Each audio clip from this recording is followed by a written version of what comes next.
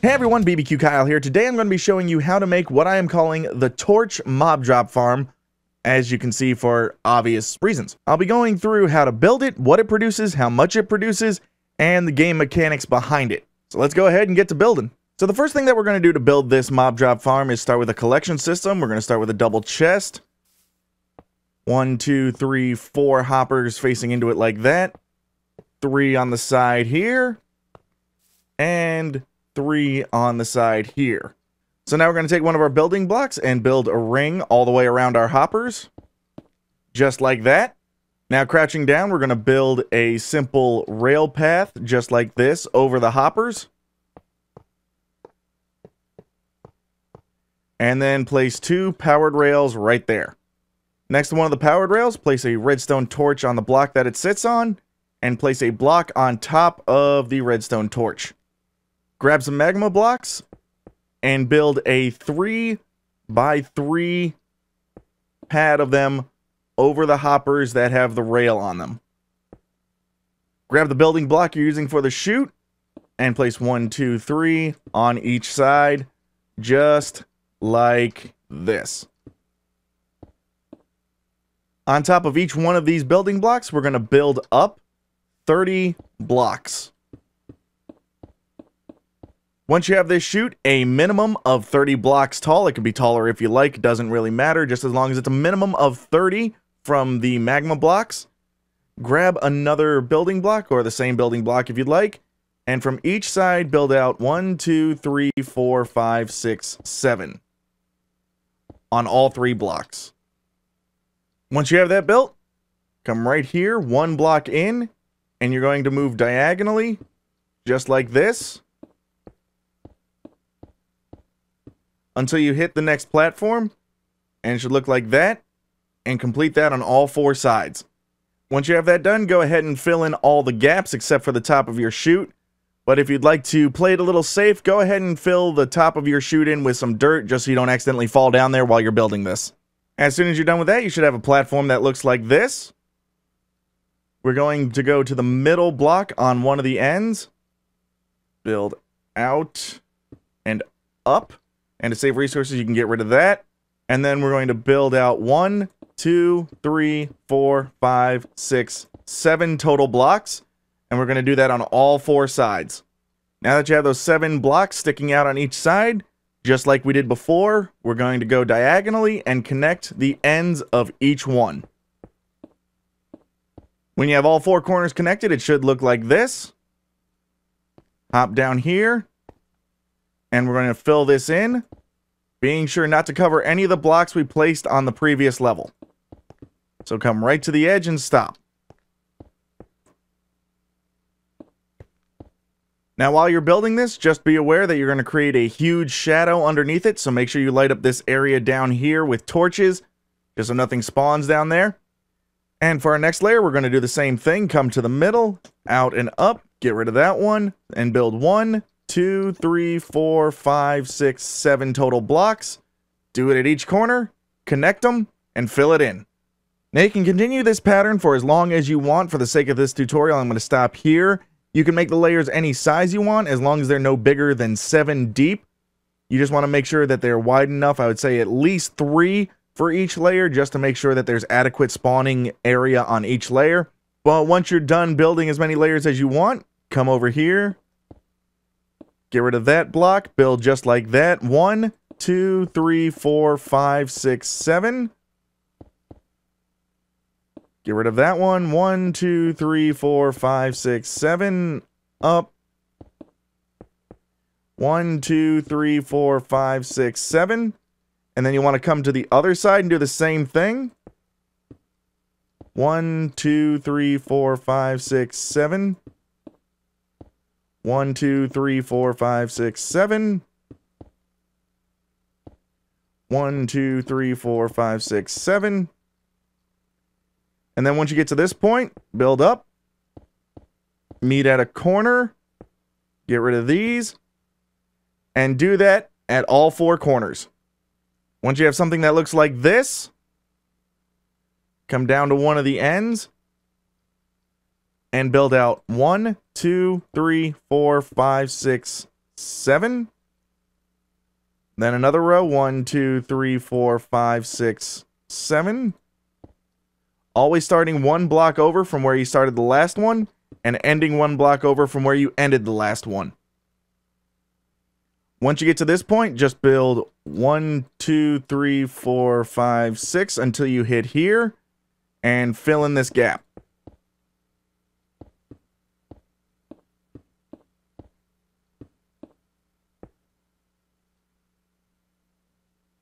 And you should end up with something that looks just like that. Do it again for the next 2 levels. When you're done, the corner should look just like this.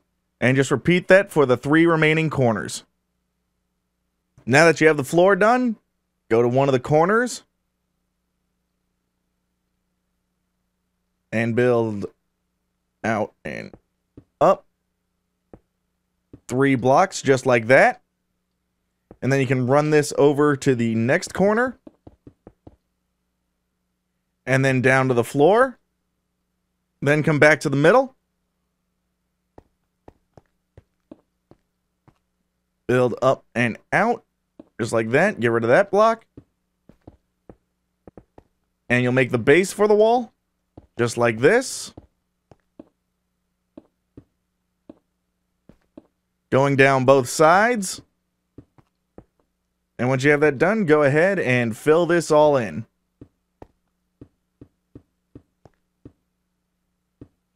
And once you have that wall built, repeat it on the 3 remaining sides. Before continuing any further, go ahead and light up the inside with torches, but make sure you put them on the floor, not on the wall. And now go ahead and put on your ceiling.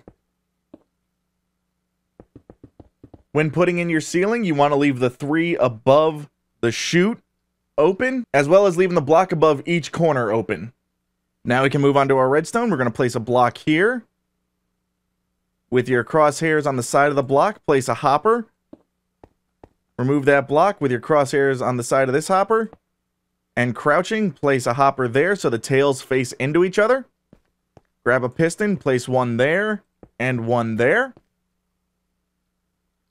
On the other side of this hopper, 2 comparators, a redstone repeater, and a block here. A redstone torch on top, followed by another block. Put your crosshair on the side of the torch, place a block there, and then run blocks down back behind the piston. And then cover those blocks with redstone dust. In front of this repeater, place a block, and then run them down to the side and then back, stopping one behind this piston. Cover those blocks with redstone dust.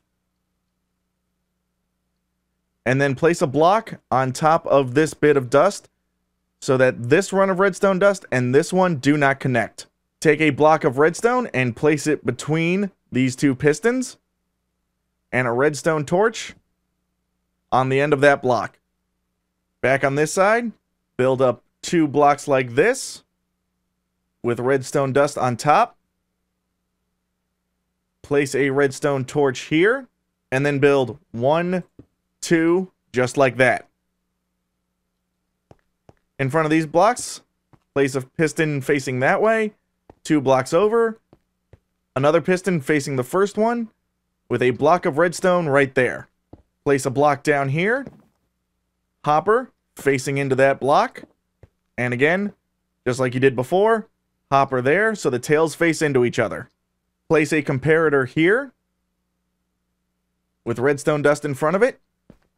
Off to the side, a repeater into a block with a redstone torch, and then redstone dust leading to this piston. In this hopper right here with the redstone block next to it, place 64 of any item you like. And right here in front of this block, place 2 bits of redstone dust. At each of your 4 corners, place a piston here. And build up a chute just like this.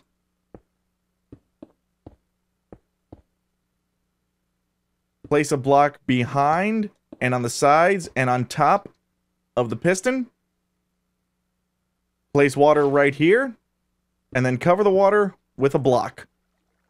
If you placed your floor properly, the water should come right to the edge of the chute and not fall down. From this bit of redstone dust, we're going to run redstone all the way to our furthest corner first, making sure that we don't run more than 15 blocks of redstone at a time. So 1, 2, 3, 4, 5, 6, 7, 8, 9, 10, 11, 12, 13, 14, 15. Block. Redstone torch. Another 15. Block. Redstone torch. Another 15. Block. Redstone torch. And then you should be able to run all the way to the block that you placed behind the piston. Off the side of this torch, we'll run out a few bits of redstone dust, but we need to make sure we have the same number of redstone torches between our redstone timer circuit and each piston. So even though we don't need to repeat the signal, we're still going to place a block with a redstone torch and then run it down to the block behind the piston in this corner. Back over here, going to run to the edge on this side. Place a block with a redstone torch. Place a second block with a redstone torch. And then a third block with a redstone torch. This is just to make sure everything stays in sync. And the last piece of redstone dust. Going to our final corner, going to place 15, block and torch,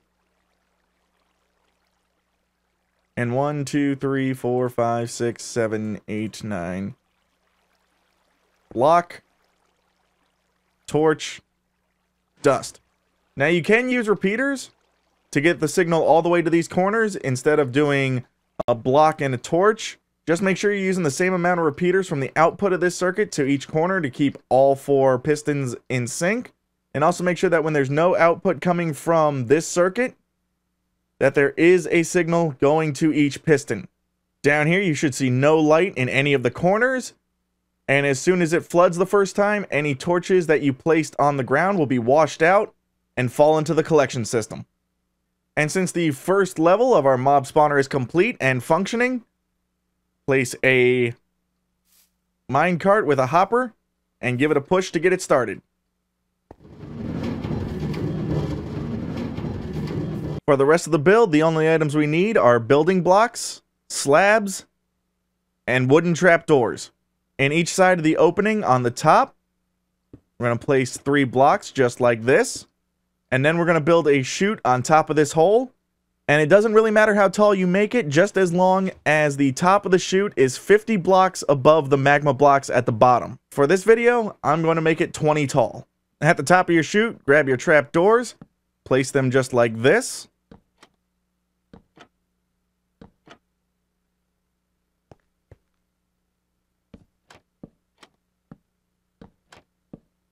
Then grab a building block, place out like that, out and up. Place a ring just like that. And then on top of that, build up 1, 2, 3. 1, 2, 3, all the way around. And now what we'll do is place upside down slabs in a cross pattern.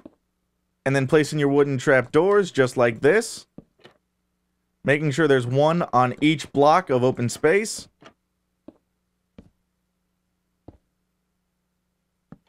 Then we'll place our 4 blocks in the corners. Build out and up. Getting rid of those. And making another ring just like this. And once again building up, so it's a total of 4 tall. And as far as where the slabs go, you can kind of just freeform it a little bit, like I'm doing here. It doesn't really matter what pattern you use. Just make sure you have plenty of room for mobs to spawn and then holes big enough for them to fall through. You can make the holes 2 by 2, 3 by 3, or 2 by 3 in any direction. Doesn't really matter. Just make sure that every block has a trapdoor on it, just like this. Now I have the walls complete. I'll start by filling in the corners, like that. So there's the 4th level. There's the 5th level. So there's my 6th level, and like I said, the pattern really doesn't matter just as long as the holes are either 2x2, 2x3, or 3x3.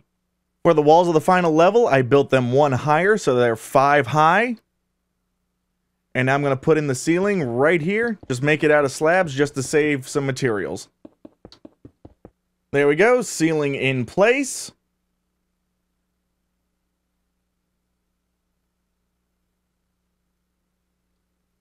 It is done. Other than a few decorative touches, this thing is done. So at this point, I've enclosed in the collection system. I've made myself a nice little hut so I don't get killed. Got my chest right here where all the items will end up getting stored. And what I'm going to do is put it in survival mode, set the difficulty to normal, and we'll see how many drops I get in 1 hour. So I started AFKing and then realized I was too far away from this section for it to work. We'll get into the game mechanics later and you'll know why it wasn't working. But I AFK'd right about at the edge of this farm and at the top of the chute. Just so you guys can get an idea, I want to have full disclosure here as to how I get to the number that I get. And if we head down here, go into the little hut that I built before, you can see that in 1 hour I did get quite a decent amount of drops, including an ender pearl, so this thing will kill endermen. If my math is correct, that is 1,081 drops currently in this chest after 1 hour. That's close enough. I'm going to call it 1,100 drops per hour. And there could be some optimization. Maybe someone with a bigger brain than me can figure out a better place to stand that'll get more drops, or maybe configure the hopper timers. Maybe you guys can tweak with it a little bit. But basically how the redstone works is this is 1 hopper timer. And the more you put in here into these hoppers, the longer the delay between this section flooding. And the more you put in these hoppers, the longer the duration of the flood. Now with this circuit, the only limitation is this side has to have double the amount of items in it as this side. From in here, the game mechanics are really simple. Since water will only flow 8 blocks, it'll get down to here, flow 8 blocks right to the edge and stop. It won't actually go down there. And since none of these layers here are greater than 8 blocks, the water will flow all the way down, get to here, and stop right here at the edge. Up in here, once again, it's very simple. Mobs will walk around randomly just because of how they're programmed into the game. But when they come across one of these trap doors here, they think that this block is 100% solid. So they don't see that there's a gap there. They'll just simply, in their random strolling around, walk over it, fall down, walk over, fall down, fall down, fall down, fall down, and end up down here. And the reason I have magma blocks down here is if anything has feather falling, or in the case of a chicken jockey, they won't die from fall damage, so this will just slowly kill them once they land down here. And since hoppers will only pick up items from half a block above, you need the minecart in there. That'll pick up anything from a full block above, so anything sitting on the magma blocks will get picked up by the hopper cart, then instantly drained out by the hopper floor down here and dumped into this chest. Now, of course, you can have this run into a sorting system if you'd like, or you can just have it dump into a chest. Totally up to you. And if you want a lit torch, all you gotta do, spam down some netherrack on the top and light it on fire. Now, the main reason that I had to move my AFK spot from down by the chest to up here is because this part relies on the mobs walking around freely, and if you're more than 30 blocks away from them, they will just stop moving. They'll stand perfectly still. They may rotate a little bit, but they won't walk around, so they won't fall through the trapdoors. They won't fall down to the killing area down at the bottom of the chute. So make sure if you're going to AFK and you want those ender pearls, make sure you're up here when you're doing it. Well, guys, I hope this helps you out in your survival world. Hopefully you get a ton of drops if you decide to build this. If you do, let me know how it works out down in the comments section. If you like this video and it does help you, be sure to leave a like. Consider subscribing for more tutorials. So hopefully you enjoyed it, and until next time, guys, take it easy.